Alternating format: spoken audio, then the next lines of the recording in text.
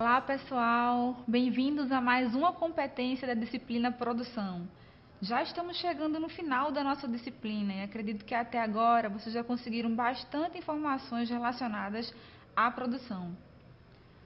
A disciplina de hoje chama-se Conhecer os Indicadores de Produtividade e ela está dividida em 3 tópicos: Planejamento e Controle de Produção, que é o PCP, sistemas atualmente usados no PCP e o terceiro tópico que chama-se Indicadores de Desempenho. O que é PCP, gente? Planejamento e Controle de Produção. Ele é um conjunto de funções interrelacionadas que objetivam comandar o processo produtivo e coordená-lo com os demais setores administrativos da empresa.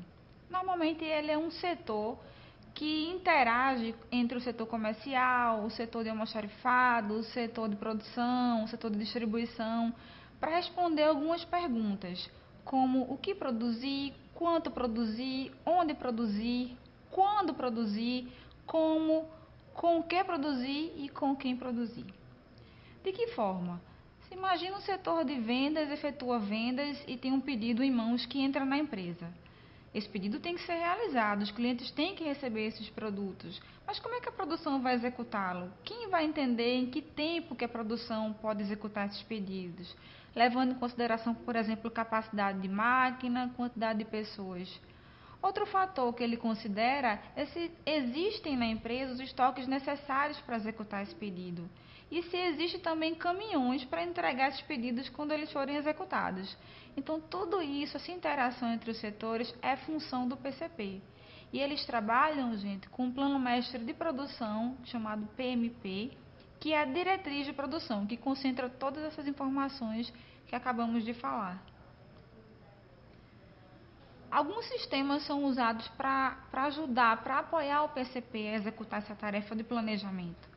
As atividades de PCP podem atualmente ser implantadas e operacionalizadas através do auxílio de alguns sistemas. Eu trouxe alguns deles para vocês, como MRP, MRTP2, o JIT, que é o Just in Time, e o OPT. O que é esse MRP? Eu vou sempre trabalhar com vocês a tradução desse termo em português, que é Planejamento das Necessidades de Materiais.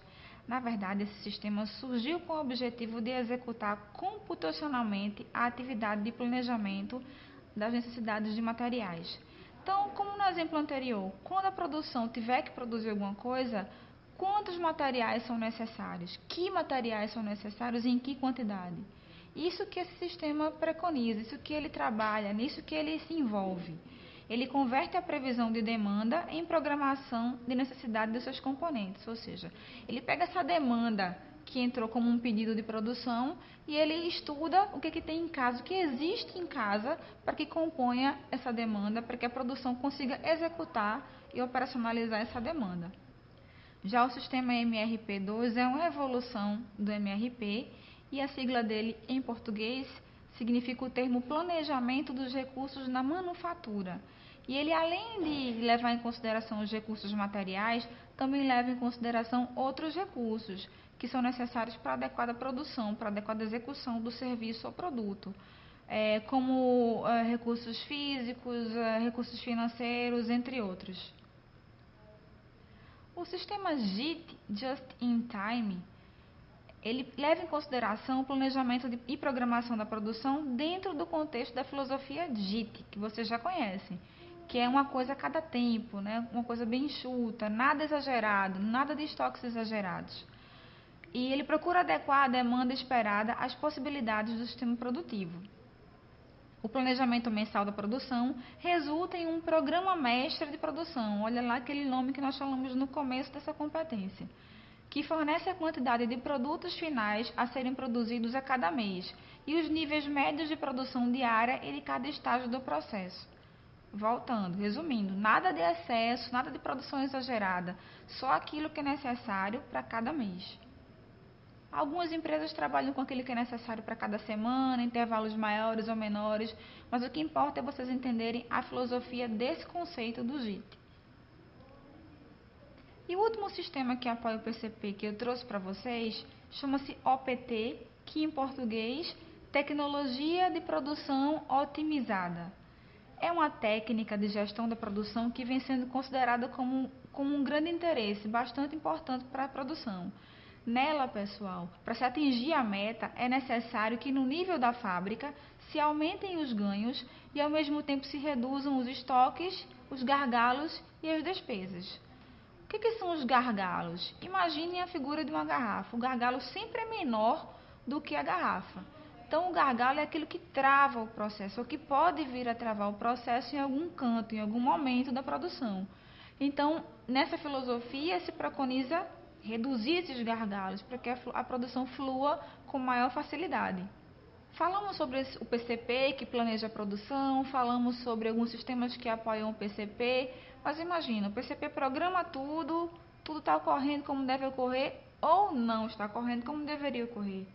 Então, por isso é importante se implantar indicadores de desempenho. Um indicador de desempenho é um dado numérico a que se atribui uma meta, que é trazido periodicamente à atenção dos gestores de organização.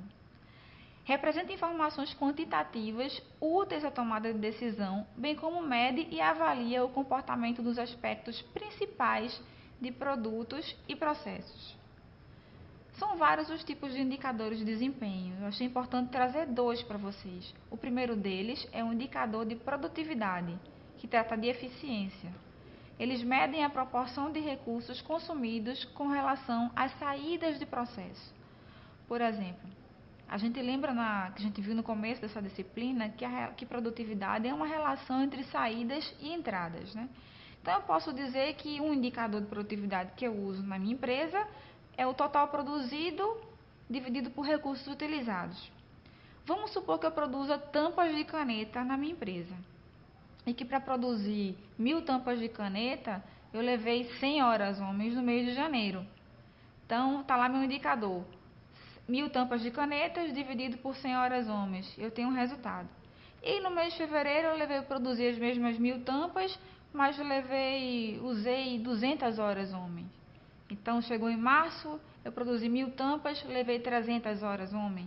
Em abril, 1000 tampas, voltei para 100 horas homem. Então, acompanhando esse indicador numérico, esse resultado numérico, eu percebo que está acontecendo uma variação na minha produtividade. Eu preciso atuar naqueles momentos em que essa variação não foi benéfica para a empresa. Traduzindo isso aqui, quando eu usei mais homens, eu usei mais recursos para produzir a mesma quantidade de tampas de caneta, eu não fui muito produtiva em relação ao momento que eu usei menos homens. Então, esses indicadores me dão essas respostas para que eu possa tomar decisões e consiga atuar e manter a minha empresa produtiva. Já os indicadores de qualidade, eles tratam da eficácia, da forma de fazer, da forma certa de fazer. Eles focam as medidas de satisfação dos clientes e as características dos produtos ou serviços. Trouxe alguns exemplos aqui, um exemplo para vocês, que é, por exemplo, uma empresa que trabalha com emissão de cartas. Então, ela pode trabalhar como o número de cartas corretas dividido pelo número de cartas digitadas, vezes 100. Cada vez que eu multiplico um resultado desse por 100, eu estou trazendo um percentual para esse resultado. Então, gente, 2 tipos de indicadores muito importantes para vocês garantirem a produtividade da empresa são os indicadores de produtividade e o indicador de qualidade. O primeiro garante você proporcionar que você está acompanhando o resultado da sua empresa, que a sua empresa está sendo efetivamente produtiva. E o segundo, você está tratando além de produtividade, porque erros trazem problemas de lucro, de produtividade, mas também está garantindo que seus clientes vão ter sempre o melhor produto, o melhor serviço possível que a sua empresa possa fornecer. E é isso aí, pessoal. Essa foi a nossa terceira competência da disciplina de produção e nós logo nos encontraremos para falarmos sobre a quarta e última competência da disciplina produção. Até mais!